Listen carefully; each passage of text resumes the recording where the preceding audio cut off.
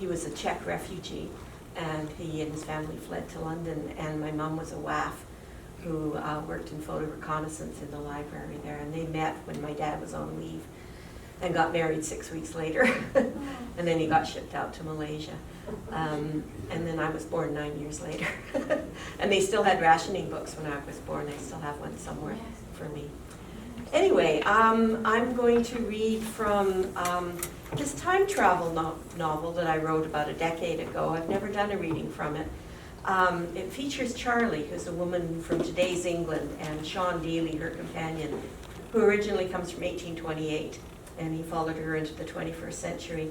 So in this book, they've traveled back to 1940 London in the middle of the Blitz, where they know for certain that Balham Underground Station will be hit by a bomb. And it's very weird when you have characters in a situation where they know what's going to happen, nobody else does. It is a real event that really did happen. They know they shouldn't be there, but circumstances have conspired against them. So Charlie, Mr. Dealey, and Thaddeus, who is actually Mr. Dealey's son, are at Clapham South, one stop away, and they've just been told to meet Silas Ferryman, who is a bad guy, at Balham Tube Station. Thaddeus, Mr. Dealey said, "You cannot proceed to Balham, not now, I beg of you." "Why ever not?" Mr. Dealey looked in desperation at Charlie. "It may be," Charlie said, "that we were always destined to cause something to happen. Or it may be that we will change the outcome of something. Or the outcome of something was never in question at all, merely the means by which it will be achieved." She looked at the clock. 14 minutes to 8. And there was a train coming. She could feel the wind. She could hear its peculiar muffled roar far down the tunnel.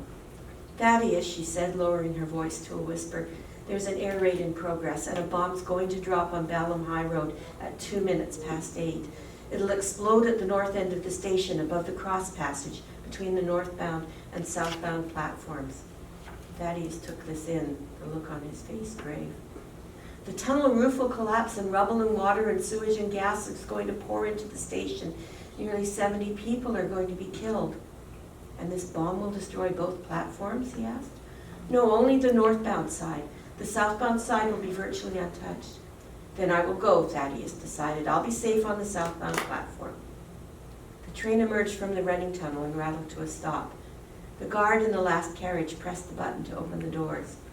Thaddeus stepped aboard the first carriage. He placed the suitcase on the slatted wooden floor and sat down beside it. Mr. Dealey looked at Charlie. "We must go with him. Who knows what Silas Ferryman might do? You said it yourself, Mrs. Collins. It may be that we will change the outcome. That is why we are here. It is to save Betty and perhaps Thaddeus too."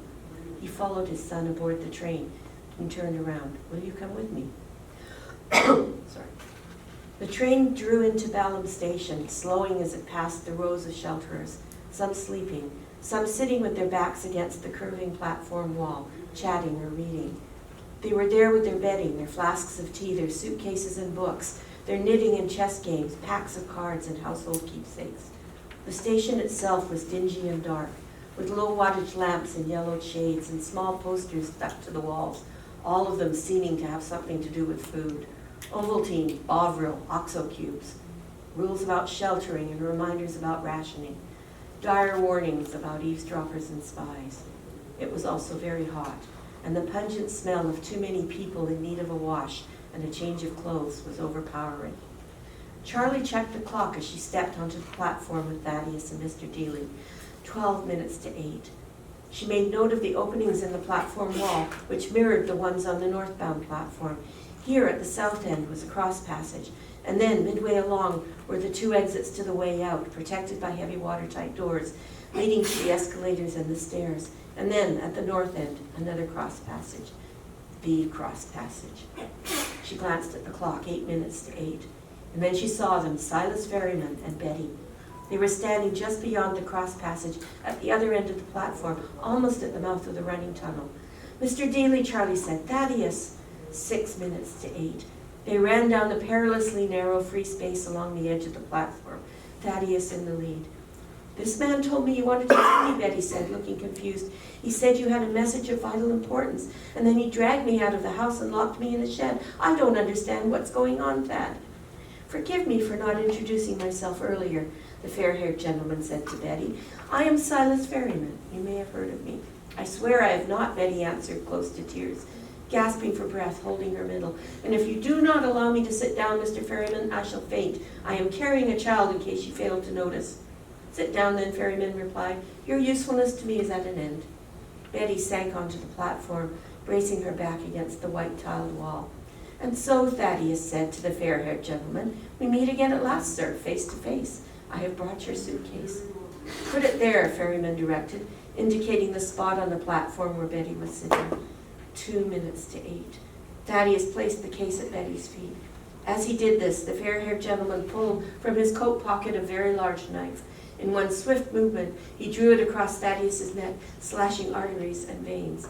Betty screamed as Thaddeus staggered and crumpled to the platform. And in that same moment, Silas Ferryman seized Charlie's arm and dragged her through the cross passage into the northbound side of the station. "You'll do instead of Betty," he said. "Thank you for being so helpful. You may now assist me in making my escape." He pulled her along to the edge of the platform, past the shelterers, the knife held to her throat. "Please let me go," Charlie pleaded. She could see Mr. Dealey following close behind her, unable to act. One wrong step to the right would mean certain death on the electrified tracks. Excuse me. I have an allergy.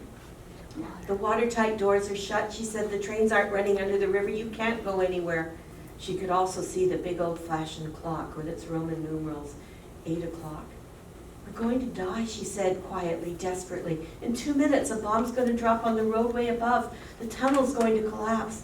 Everything that's up there, sewers, water lines, ballast, earth, will come crashing down here and nearly 70 people will be killed. Please, please, Mr. Ferryman, let me go." Charlie saw a look of doubt pass across Ferryman's face, and then she felt his fingers loosen. She twisted away from him, and then Mr. Dealey was behind her, pushing her along the platform. "Run," he shouted, "all the way to the other end." Charlie ran. Halfway to the way outside, she heard screams and a commotion. She stopped and spun around, aware that Mr. Dealey was no longer behind her. Far, far down the platform, she could see that Silas Ferryman had tumbled into the pit beneath the railway tracks, and that Mr. Dealey was racing as fast as he could towards her, but he was holding his arm and it was dripping blood. She turned to run back to him. "No," he shouted, "leave me, save yourself." His voice was lost in the thunder of a cataclysmic explosion. The lights flashed out, and then the station was filled with hysterical shouting and the sound of gushing water and the smell of gas and sewage and the thunder of cascading earth. In the utter darkness, panicking shelterers pushed and shoved Charlie, desperate to escape. She fell and was immediately stepped on, not once, not twice, but many times, so that the breath was trampled from her body. She tried to crawl away, but her hands met wet earth and gravel, and then her arms were buried by it, and then the top of her head, and then the weight of it pressed her face onto the concrete platform, and her nose and her mouth were filled with it, and then...